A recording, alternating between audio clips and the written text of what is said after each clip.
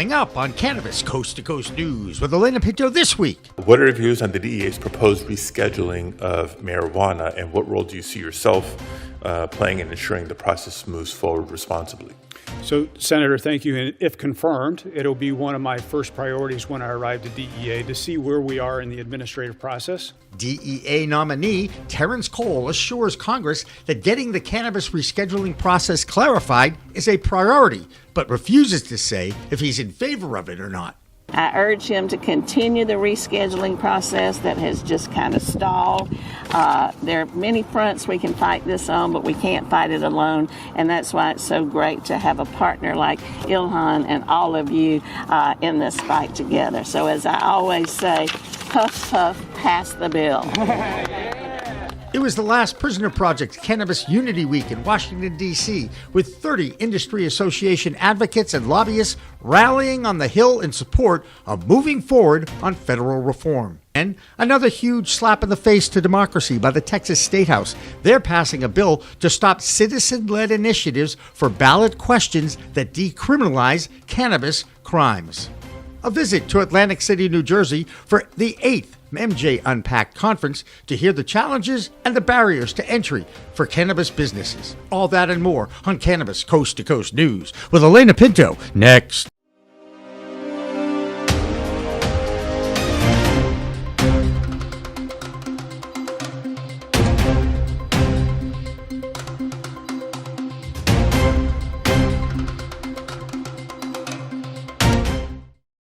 Hi, everyone. Welcome to Cannabis Coast to Coast News, PCM TV's weekly production of the fight to end cannabis prohibition.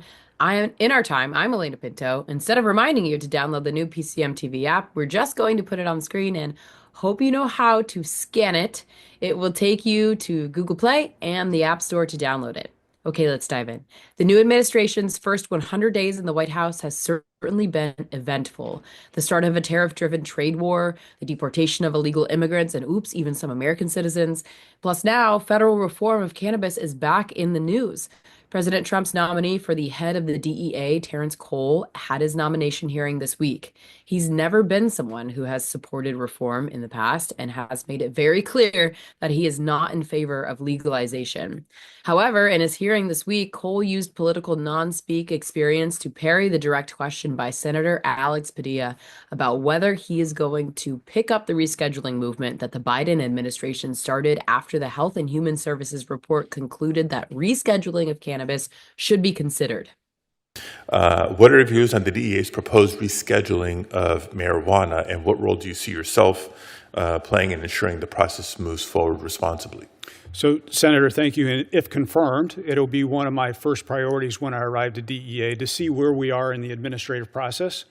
I'm not familiar exactly where we are, but I know the process has been delayed numerous times, and it's time to move forward. Okay, well, the process that's undergoing is to move marijuana to Schedule 3 under the Controlled Substances Act. So we're maybe somewhere in the process. Are you committed to seeing it to fruition? I need to understand more where they are and look at the science behind it and listen to the experts and really understand where they are in the process. We know where we are. We know what the directive is. Get it to Schedule 3. Are you committed to seeing it to fruition? So I don't know. I haven't seen that. So you're leaving the door open to changing course as to... I'm leaving the door open to studying everything that's been done so far, so I can make a determination, sir. So make myself a note here. No answer to that particular question. So it's a priority, but he wouldn't answer the senator's direct question about whether he was supporting moving cannabis off Schedule 1 of the Controlled Substances Act or not.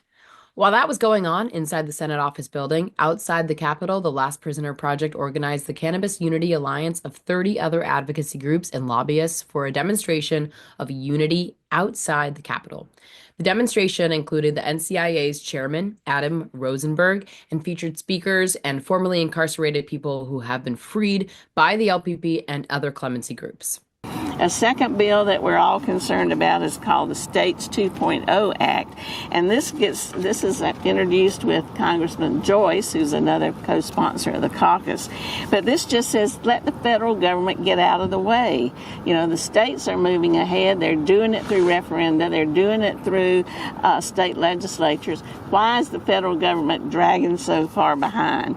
We've got that bill out there. We also have a letter to the Appropriations Committee to prohibit the Department of Justice from using any funding to go after people in states where it's legal. And so we want to be sure that they can't undo things even if they're not doing things. You know, the progress towards this has stalled in the executive department despite what Trump said on the campaign trail. We don't see much of it moving, so it's going to be up to us to do it in Congress, and it's up to y'all to keep that drumbeat going and to help us move that forward. We need to act. We need to use our constitutional authority to pardon these individuals, commute sentences. The president could do it, but he's not. So let's us take it up and do it too.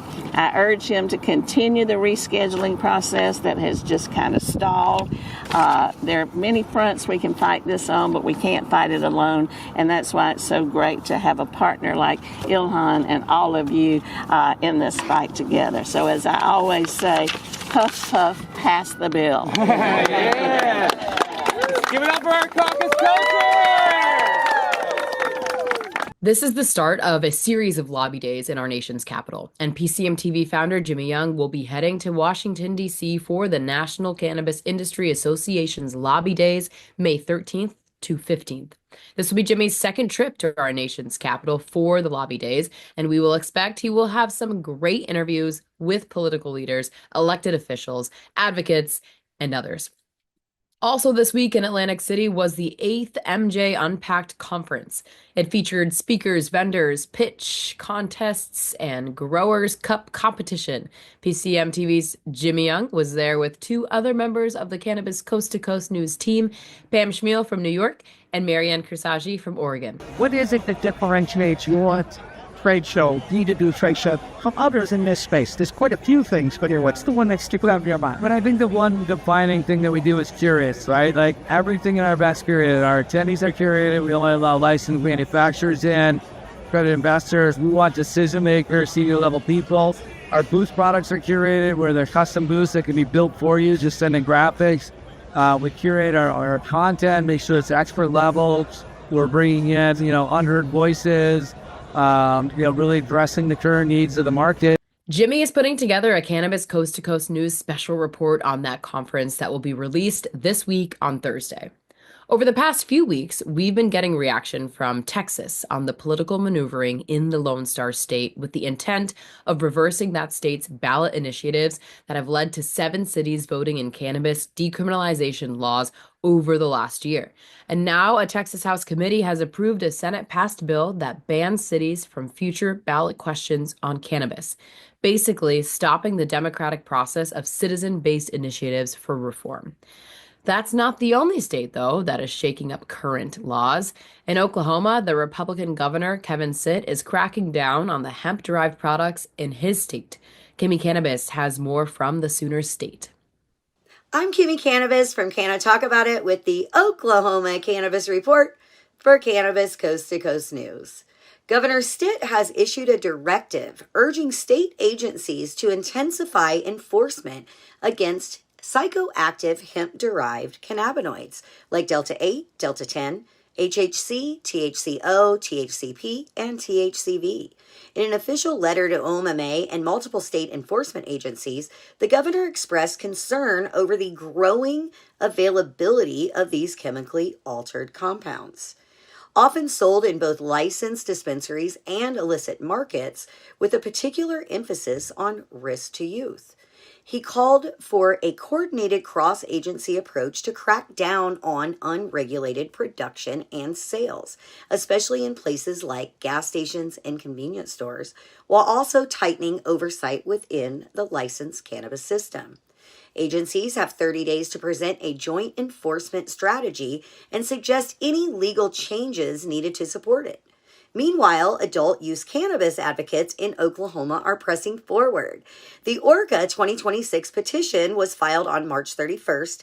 That kicked off a required 120-day waiting period, during which legal challenges can be filed before signature gathering begins, projected to start August 1st if no delays arise. Once approved, there will be 90 days to gather enough signatures, followed by verification and review by the Secretary of State and Attorney General. Then a final 90-day window for any challenges.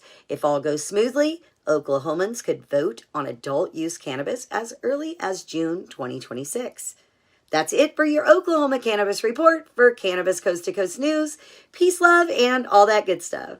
There has been a very interesting development in the cannabis world over the past few months. A few weeks ago, we told you about Curaleaf's closing of a licensed legal dispensary in Florida and opening a hemp store in its place. This should come as no surprise to anyone who is monitoring what is going on in this space, since the Farm Bill of 2018 basically legalized the cannabis sativa plant and defined hemp as limiting THC to just 0.3% when tested at dry weight. The problem is that human behavior and science have created a way to get high from these products, and since they are considered legal, they are for sale, untested and unregulated at gas stations, convenience stores, and smoke shops.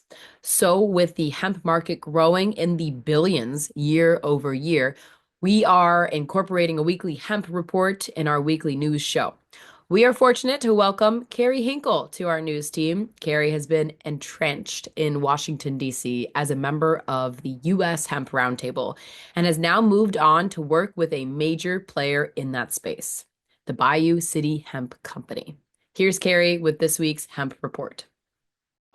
Howdy, everyone. This is Kerry Hinkle from Bayou City Hemp out of Houston, Texas. And this is your Hemp Report for Cannabis Coast to Coast News. We have 2 states this week to report on as it relates to developments in hemp policy. First off, in Florida, we had SB 438 and HB 7027 this past session as 2 completely different ideas on how to regulate hemp products. The Senate bill from Senator Burton, 438, would have regulated and sold hemp beverages in a similar manner as alcohol. We had HB 7027 from Representative Salzman on the House side, which was a more encompassing approach to how to regulate these products without complete bans, but ultimately having a different approach on where they might be able to be sold, how many milligrams can be in each product. These are 2 very different approaches to what most folks agree is something that needs to happen and that regulations need to get put in place. As these legislators were dug in on these varying approaches, we had for months been anticipating a House and Senate leadership debate to get these differences worked out and ultimately find a compromise to implement some much needed regulations in the state. Well, politics politicked, and for reasons that have absolutely nothing to do with the hemp issue, both bills died this week, and we will have status quo as it relates to hemp regulations in the state of Florida until next year. Next, we go to our backyard in Texas, where Senate Bill 3, the ban bill, has been sitting in House State Affairs for a few weeks now.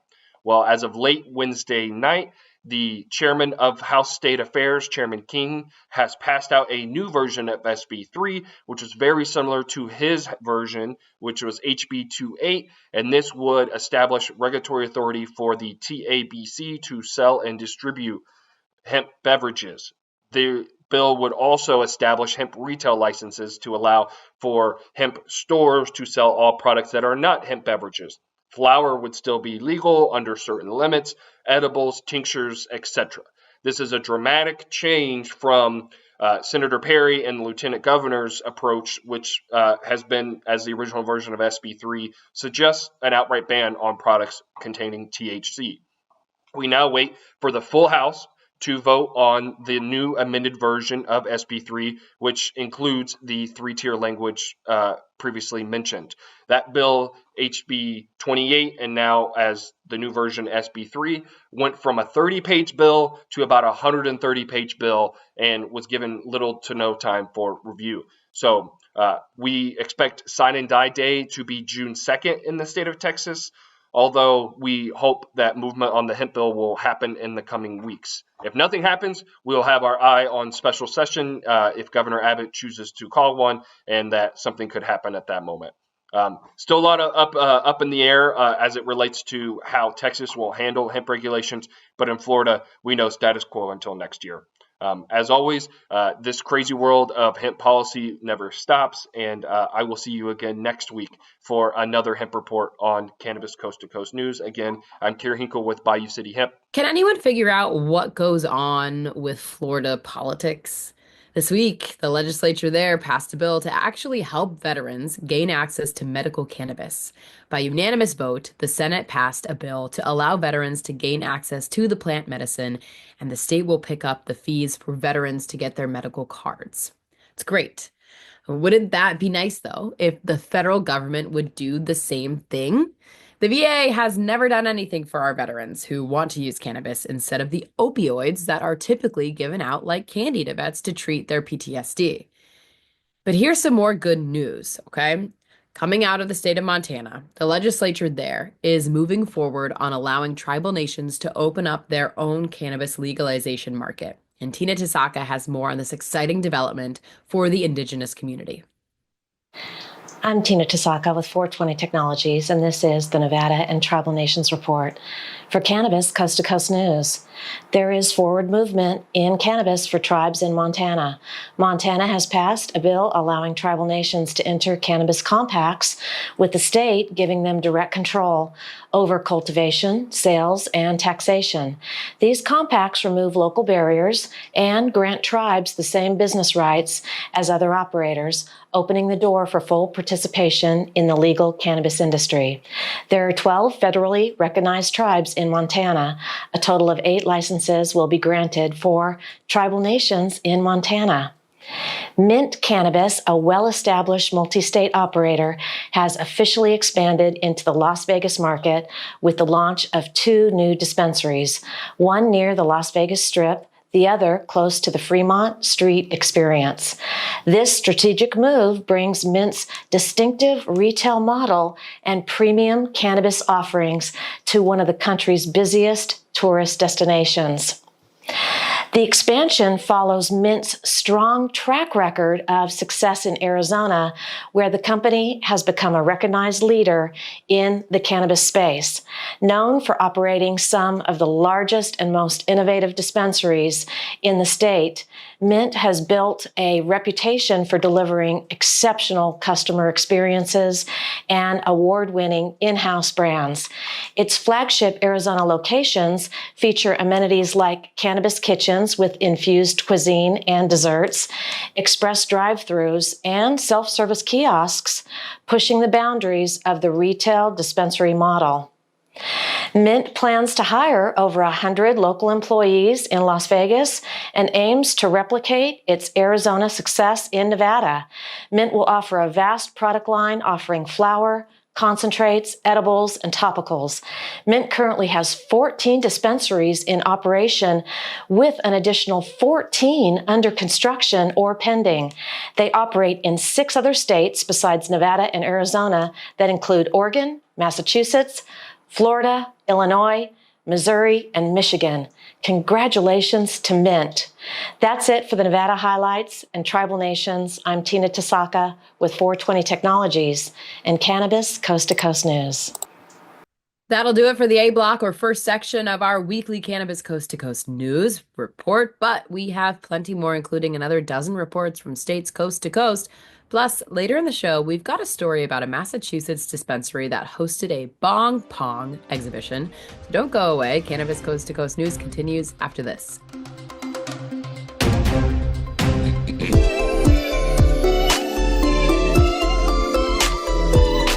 We see a lot of companies out there that they don't do budgeting, they don't do forecasting, they don't do any strategic business development or strategic business thinking about what direction they want their company to go. They believe that being in cannabis is just going to automatically be a moneymaker, and they don't plan for things like 3 or 4 years after a state comes online.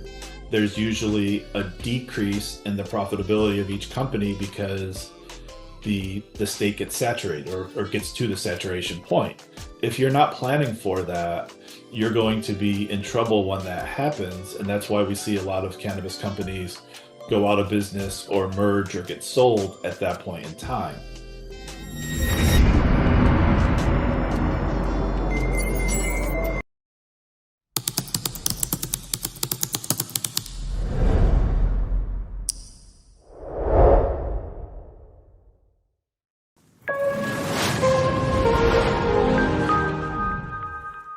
Welcome back to Cannabis Coast to Coast News. This is the B block, or second section of our news this week. I'm Alaina Pinto. Despite the stalling of federal reform, states continue to grow their markets. Well, at least the states that have launched their adult use legal programs. New Hampshire's reform effort took another hit this week, and it looks like adult use might never get passed in the live free or die state. Now, senators in New Hampshire narrowly voted to table a House-passed adult use legalization bill for the next session. The vote was 12-10, and it will basically stall and pass on any more legalization discussion during this session of Congress in that state. Perhaps that's a good thing, because their new governor, Kelly Ayotte, is already on record saying she will never sign an adult use legalization bill if passed by her legislature at any point during her tenure as governor. No such issue in Michigan, where that state has a robust cannabis market contributing to the over $123 billion legal cannabis market in the United States. Here's Michigan's Amie Carter with a report on the impact of President Trump's tariff trade war on the Michigan market. I'm Amie Carter with Michigan Weedsters for this week's Michigan Report from Cannabis Coast to Coast News. Another week brings a fresh wave of headlines from Michigan's cannabis industry. Whether you're a professional in the field or simply an interested consumer, we've got the essential news you need. Let's dive in. Tariff troubles.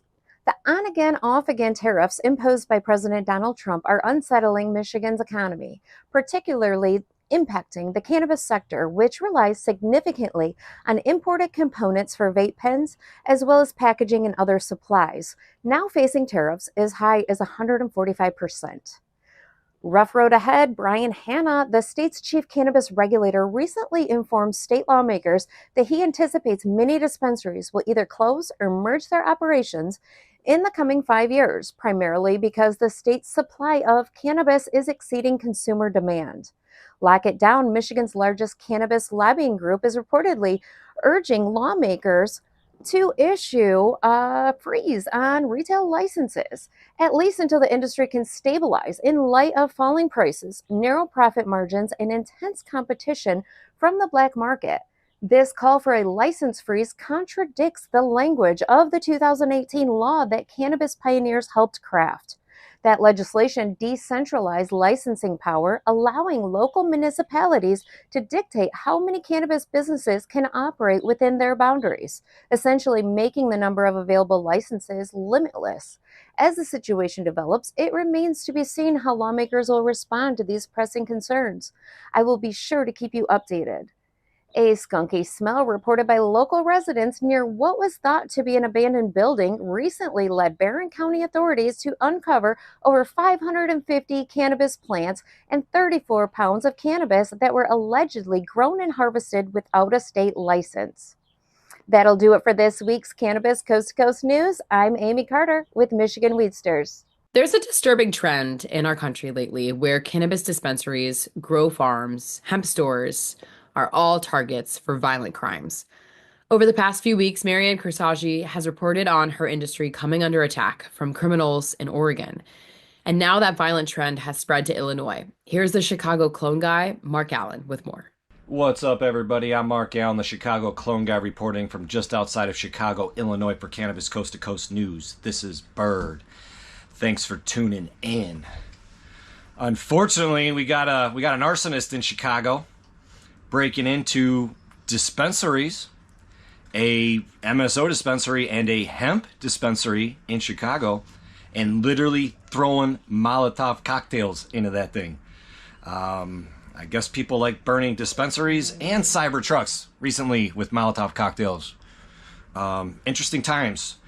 Stop it. Downtown Chicago, so that's pretty weird going on. We need to stop that stuff going on. So any information on that, let us know. Let's bust this guy. In good news, Illinois has had and is continuing to push a service program that helps clear and seal convictions, cannabis convictions for people for free. They've already helped over 5,000 people clear their criminal record, and they announced that there's 80,000 more people to help in Illinois that they can expunge their criminal records. 80,000 people with cannabis criminal records that now there's a free program to clear their records, which I think is great, but who's paying for that? Like, just expunge it. But that's my 2 cents that nobody asked for once again. But that pretty much sums up this week's news for Chicago and the Illinois surrounding area. I'm Mark Allen, the Chicago Clone Guy, reporting for Cannabis Coast to Coast News. Hi, I'm Matthew Friedlander with Skagit Organics, coming to you with the Washington State Cannabis Report for Cannabis Coast to Coast. So the Washington State legislative session has officially ended, and we had a fairly eventful session this year. There were 4 pieces of cannabis legislation that passed. The 2 most notable ones were legislation dealing with collective bargaining for cannabis agricultural workers and limiting management agreements for licensed retailers. In Washington, you were only allowed to own 5 retail licenses, but many stores have been getting around this to expand beyond those 5 with management agreements that essentially give them full control over a licensed store without actually owning the license. I've talked about this before in previous reports, and some legislation was passed this year to try to rein that in and to deal with that. So we'll see how that shakes out. We expect that there will be some lawsuits springing up from this. On the event side of things, the Cannabis Alliance, full disclosure, I sit on the board of the Cannabis Alliance. We are Washington's largest and most effective cannabis trade group. We are hosting our 10th annual Washington Cannabis Summit on May 9th in Seattle. There are virtual options to attend this if anyone is interested. You can find information at thecannabisalliance.us. Also, the Leaf Bowl is coming up May 31st, I believe, down in the Tacoma area on tribal lands. So this is an awards show and event celebrating Washington's cannabis brands, and we are excited to participate in that once again. And we are looking forward to having some fun with our friends at the end of May. So that's what I've got for you this week out of Washington State. I am Matthew, reporting for Cannabis Coast to Coast. Don't forget to like, share, and subscribe. Since Marianne Cursetjee was in New Jersey this week, she and PCM TV founder Jimmy Young got together at MJ Unpacked in Atlantic City for her Oregon report. Thanks, Alaina. Welcome back to the special edition of the Cannabis Coast to Coast News special report on location in Atlantic City, New Jersey, the site of MJ Unpacked, one of the premier B2B conferences in the cannabis industry. I am PCM TV founder Jimmy Young and the executive producer of Cannabis Coast to Coast News, and you never know when you go out in the field at a conference who you're going to run into, unless, of course, you know that Marianne Cursetjee from Oregon is here, because that's what happened. And of course, she won't be doing her Oregon report from Oregon. She's here in New Jersey, and we're going to let her get away with it because she's a prize-winning cultivar now in Oregon. Marianne, congratulations for what you've done with Alibi, first of all. But my first question, we get to talk about Alibi in a second, it has to do with the crime wave that is attacking the cannabis industry in Oregon, robberies, assaults. Is law enforcement taking any interest at all in helping the industry out now that they've been targeted? No, sadly, law enforcement seems to be turning a blind eye. But you're totally right, Jimmy. There's been this massive crime wave. In the space of about 2 weeks, we had over 20 licensed facilities broken into in the middle of the night. The perpetrators would steal vehicles and use them to drive into the walls, break in, do destruction, lots of theft and property damage, and then take off in their stolen vehicles and never be found by the police. Are they after cash or product, as far as you know, or both? Yes, both, but primarily product. It's weird. there's licensees who have a variety of products sitting around, and they pick and choose what they take. I think the rumors I've heard are that they're out-of-state gangs coming in. So it's really hard to tell where it's coming, but it's so bad that licensees have teamed together to hire private investigators so they can track these down, because we as licensees need to stick together and help each other out since the government isn't there to help us. If I remember correctly from your reports in the past, the Portland cannabis market, another PCM, actually had to close. Is that right? They did, yeah. Several businesses have had to close. The Oregon market is tough anyway, and then this is just one more thing that you have to deal with. And if you're on the edge, there's just no coming back from this. That's just crazy, unfair, it's unjust, and especially when law enforcement doesn't seem to be doing anything about it. And yet, if you guys 5, 10, 15 years ago had cannabis, they'd be busting you very quickly, right? So this just is, again, the growing pains of a legitimate industry, and also the confusion between federal law and state laws, right? Yeah, it's hard because if we had a normal business, we could teach our staff, and I'm not advocating for gun violence, but there are places for using guns and weapons for self-defense, but we're not allowed to do that in cannabis. So our options of protecting ourselves are very limited, and so far police haven't shown up to help.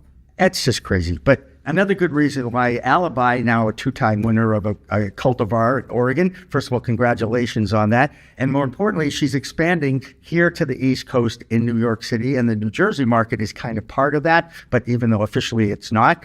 And it doesn't need to be, because New York's going to be a huge market anyway. First of all, congratulations on winning these awards. How important is it as a grower to have a resume, a plaque on the wall that says we were the best at this?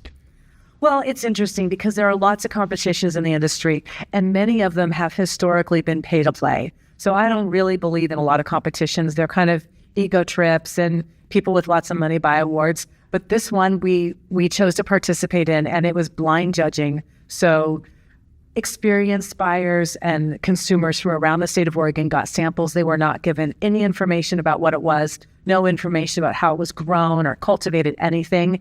And they picked Alibi's product as the best one. So that's a huge honor because, as you know, Oregon is such a tough market, but we do grow some of the best flower in the country. There you go. And that's Marianne Cursetjee. The brand is Alibi. You're watching Cannabis Coast to Coast News. Next up is Arizona, where the Hemp Industry Trade Association is fighting back against that state's attorney general. Here's Karen Black with that story. I'm Karen Black from Greenfinger Consulting with the Arizona Cannabis Report for Cannabis Coast to Coast News. Arizona's hemp industry is fighting back in court. The Hemp Industry Trade Association of Arizona filed a special action lawsuit against the state's attorney general after enforcement began on what she deemed are unlicensed retailers selling hemp-derived THC products. HEDA claims AG Mays misinterpreted the law and argued the products are federally illegal.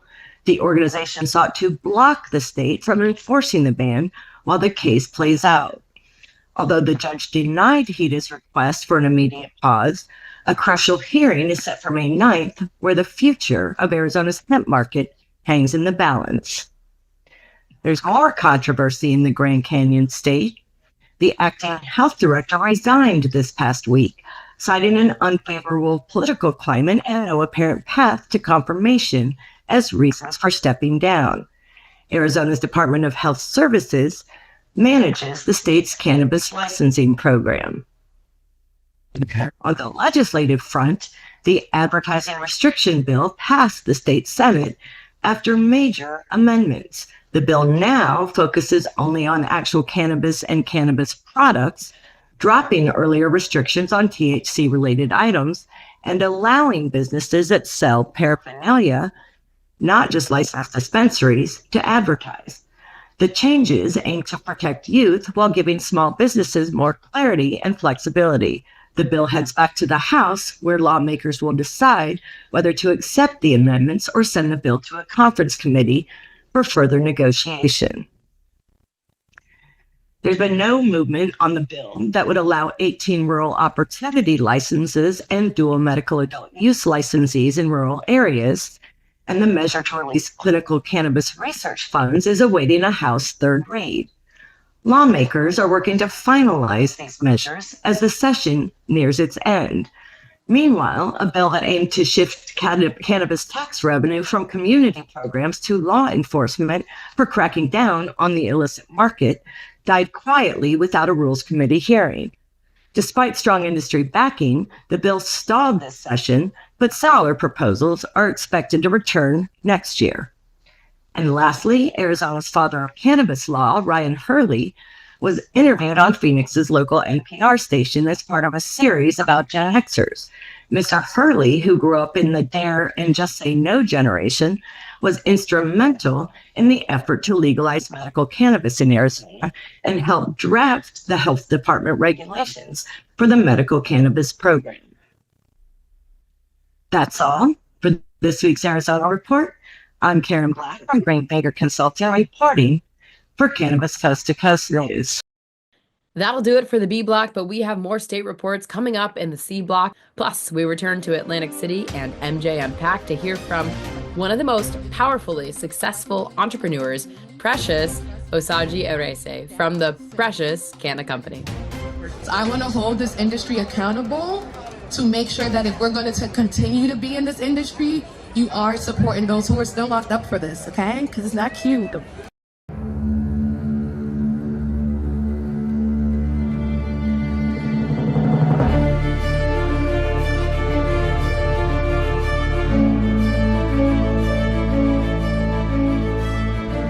What if we're right? What if all of a sudden they discover that there is medical use for marijuana and that it is good for you and it's better than alcohol and it's better than opioids and it helps your health? What if we're right? What if they find that out? Specific cannabinoids have medical value. These are facts. I'm here today in hopes to assist in removing the demonized stigma of cannabis and the perception that cannabis is just about getting high.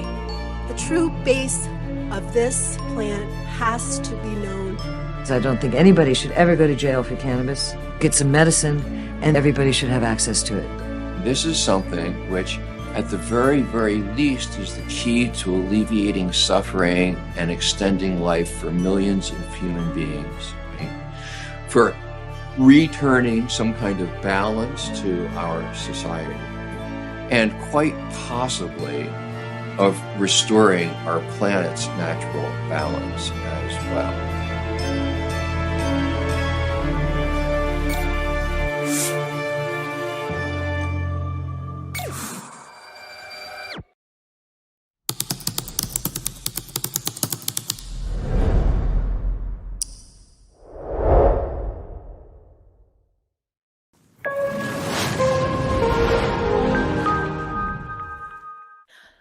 Welcome back to Cannabis Coast to Coast News. I'm Alaina Pinto, and this is the C block, or final section of this week's show. Over the first 100 days in office, President Trump has been quite busy, to say the least. One of his most controversial moves has been to try to stop the diversity movement in colleges and universities like Harvard and other private educational institutions. You don't have to look too hard to find the power of diversity in the cannabis reform movement. One of the most successful and powerful entrepreneurs in New Jersey is Precious Osagie Erese of the Precious Canna Company. Here's one of the first social equity licensees to excel in the Garden State. Her pre-rolls are now in 18 dispensaries around that state. And in Atlantic City this week, she took part in a few panels at MJ Unpacked, where she also took the opportunity to talk about the importance of support for minority entrepreneurs who were most impacted by the failed war on drugs. We need to continue to support minority-owned women, Black women, people of color in cannabis.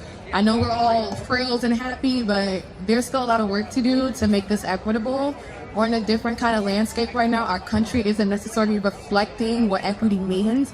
And trust me, I've gotten beat down since January 20th. I want to hold this industry accountable to make sure that if we're going to continue to be in this industry, you are supporting those who are still locked up for this, okay? Because it's not cute. So if you're build with integrity, thank you for all the support, and I appreciate you guys. While the New Jersey market continues to grow steadily, New York continues to build their market. New York now boasts over 500 cannabis brands for sale, with over 260 operational dispensaries, a figure that is expected to grow to over 1,000 over the next few years. One more note from the Big Apple. Usually this time of year, New York holds its annual Cannabis Parade celebration, but this year, however, the event has been postponed. Supposedly, it will be resurrected in July while moving from Union Square to Harlem. Combined with the resignation of the Office of Cannabis Management Executive Director Dashida Dawson, there is a leadership void in cannabis world of New York right now. One of the first states to legalize adult use is Colorado, and that's where Xavier Jaillet now practices law after passing the bar recently. So congrats on that, Xavier. We are so proud of you. Let's check out his Colorado report. I'm Xavier Jaillet, chair of the Colorado chapter of the Cannabis Chamber of Commerce and an attorney at the McDonald Hopkins law firm. And here's what's happening in Colorado cannabis this week. On Tuesday, the National Cannabis Industry Association, or the NCIA, hosted their second annual stakeholder summit here in Denver. The summit was an opportunity for the industry, both members of the NCIA and the industry at large, to network and listen to two panels. One panel was focused on the NCIA and various affiliated organizations' efforts at the federal level to advance policy beneficial to marijuana. And the second panel was one focused more on Colorado, the NCIA efforts here in our state, along with affiliated organizations like Colorado Leads, efforts and legislative successes in 2024, along with a look to what those organizations will be doing in 2025. After the summit, there was an opportunity for networking and business development, followed by a happy hour hosted by Paragon Payroll. That's it for the Colorado Cannabis News this week.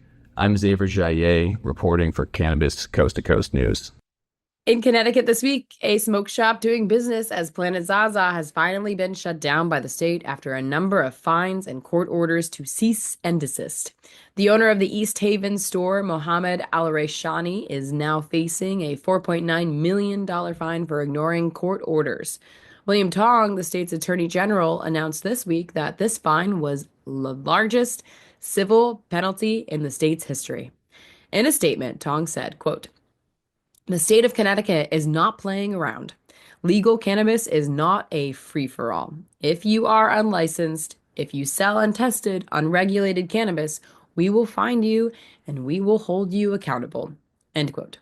This brazen disregard for the law started over a year ago in January of 2024, when many unannounced inspections discovered products that were way over the limit allowed for hemp products, including those that were more potent than any authorized for legal sale in that state. The state also cited Planet ZAZA for fake certificates that the store was licensed and that many of the illegal products were for medical use. Many products were produced at illegal facilities, nor were they tested by state-approved labs, and many showcased colorful packaging designed to appeal to underage young people.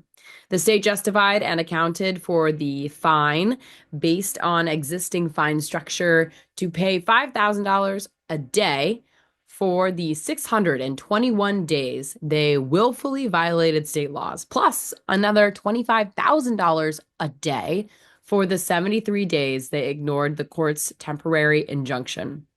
I'll save you the calculator time. It adds up to that $4.93 million fine. Amazingly, according to Google, that store is still open. Meanwhile, in Virginia, the race to become the next governor of that Commonwealth is heating up with two female candidates. A historic result is guaranteed, as one will become the first female governor in that state. As Joe Parsons tells us, both are being very cautious about their feelings about legalizing adult use, since their predecessor vetoed not one, but two bills sent to him by his legislature during the outgoing Governor Glenn Youngkin's term. Here's Joe with the Virginia Report. I'm Joe Parsons with the Virginia Cannabis Connection by Higher Education's Coffee Talk, sponsored by 97.5 3WB, and reporting for Cannabis Coast to Coast News. Both candidates in the 2025 Virginia governor's race have been silent and have declined interviews with any news outlets to discuss their opinions on what their stance on cannabis legalization will be moving forward. While it makes sense for Winsome Earl Sears to not discuss her positions, as she's the current lieutenant governor, and any oppositions to the current positions, such as not agreeing with any of Youngkin's vetoes, could create a rift in GOP structure that's currently here in the Commonwealth. However, Democratic candidate Abigail Spanberger has been a strong advocate for legalization and reform, with her campaign even acknowledging her support for an adult retail market. So, it's unclear why she would miss the media opportunities to support her views. But rest assured, this reporter will always have a spot reserved for either candidate if they wish to discuss how or when they're going to support reform in Virginia. This election is vital for the cannabis industry's future in the Commonwealth. Sears, in 2021, was quoted saying that there's no hope in legalization, and even fired a staff member for simple use of cannabis. Spanberger, on the other hand, has gone on record saying we need a formalized legal emerging cannabis market. The results of this election could either uphold the will of the people that spoke to legalize in 2021 or hold up the legal adult use market until 2030. In sales news, the monthly average for medical patients making a purchase for the fiscal year of 2024 was 46,166 patients per month.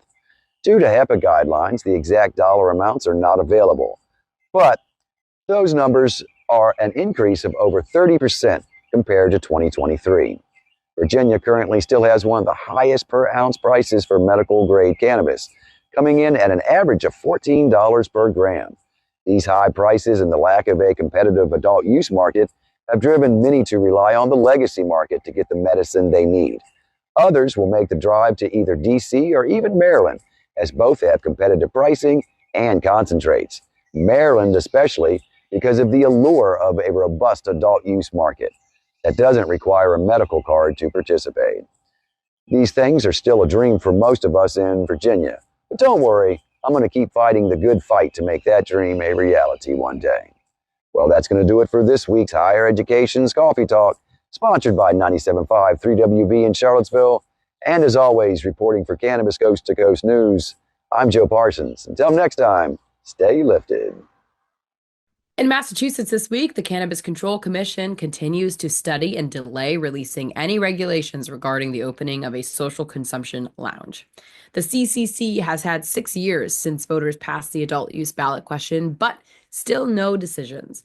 This week, the embattled commission faced lawmakers at the State House, where they asked for more financial support in order to improve the efficiency of an organization that has stumbled more than once since its inception. In the meantime, Bay State sales continue to be strong, and in Haverhill this week, Talking Joints memo, Chris Ferrone checked out the second annual STEM Dispensary's Bong Pong. It's a jump-off event at the Renaissance Golf Club that was organized by Caroline Pinot, proprietor for STEM in Haverhill. The beneficiary for this event is the nonprofit group Patriots Helping Vets, and you can tell from these photos, courtesy of Chris Ferrone, all who participated enjoyed the quote, signature chaos for a good cause.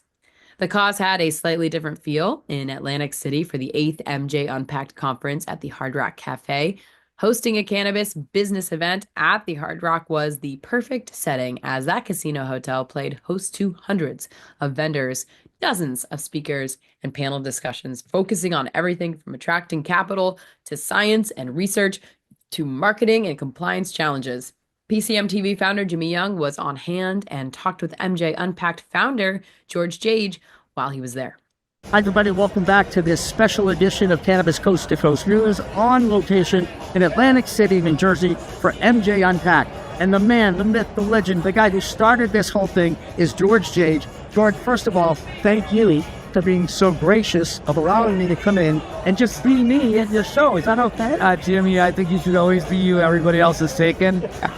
So, listen, I told you before, I mean, you're such a genuine personality and a passionate person. And, you know, I love having you come here and be able to be historian. So, what?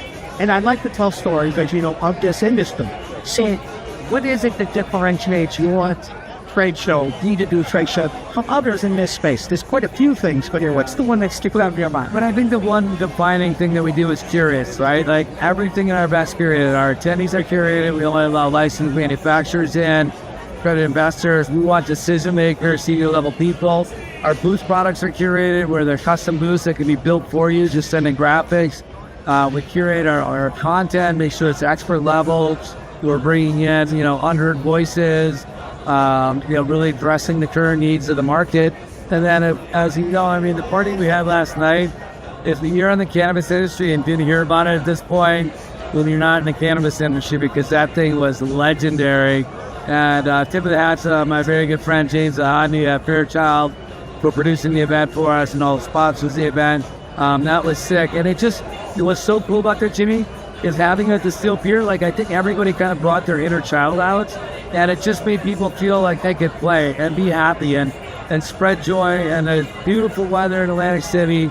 I hope everybody listening to this that didn't make it this year has a chance to come next year. Absolutely, 100%. And if there's some place that I could go to find my inner child, it's not difficult, because I live it. You know that. You know that Peter Pan says, I never want to grow up. I'm the same way. I know. That's why we're friends. That's right. He's George Sage. I'm Jimmy Young. And finally tonight, a happy birthday to country music legend and cannabis advocate Willie Nelson, who turned 92 last week.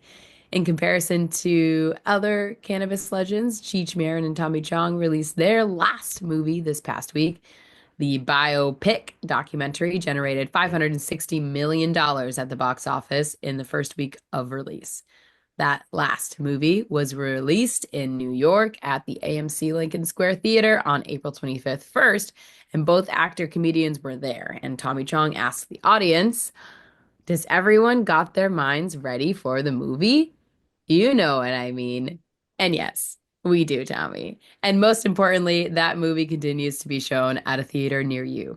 So just get your mind ready, because after all, it's a whole new world of weed out there. So consume it responsibly. And that will do it for this week's Cannabis Coast to Coast News. I'm Alaina Pinto, and we'll see you next week. I think I messed up. Did you know there's a place that covers all the cannabis news you need? Welcome to Pro Cannabis Media, your go-to for all things cannabis. PCM is the CNBC of weed, bringing you the latest news and talk shows with a twist. We've got 16 state correspondents and multimedia journalists from around the US and Canada. Hey everybody, it's Brandon Jones with Be Green Distribution with the Missouri Cannabis Report. I'm Karen Black from Green Finger Consulting with the Arizona Cannabis Report. I'm Amie Carter from Michigan Weedsters. Andrew Behringer here reporting from Washington, D.C. Stevie Fazy with the Canadian Toke of the Week. It all started back in 2018 when founder Jimmy Young kicked off the In the Weeds podcast. His mission? Documenting the fight to end cannabis prohibition. Fast forward to today, and we've got Cannabis Coast to Coast with Alaina Pinto, delivering the nation's only TV-style cannabis news show. Hi, everyone. Welcome to another edition of Cannabis Coast to Coast, PCM TV's weekly roundup of industry news from California to New York. I'm Alaina Pinto. As of August 2024, PCM has racked up over 1.2 million views and 14.5 million impressions on our YouTube channel. With 15,000 subscribers and growing, our reach is spreading like wildfire. PCM's website, YouTube, Rumble, Discord, Roku, Twitch, Spotify, iHeartRadio, Apple Podcasts, and even our very own PCM TV app. Get your cannabis news fix with Pro Cannabis Media. We're here to keep you informed and entertained. Stay tuned and stay lifted.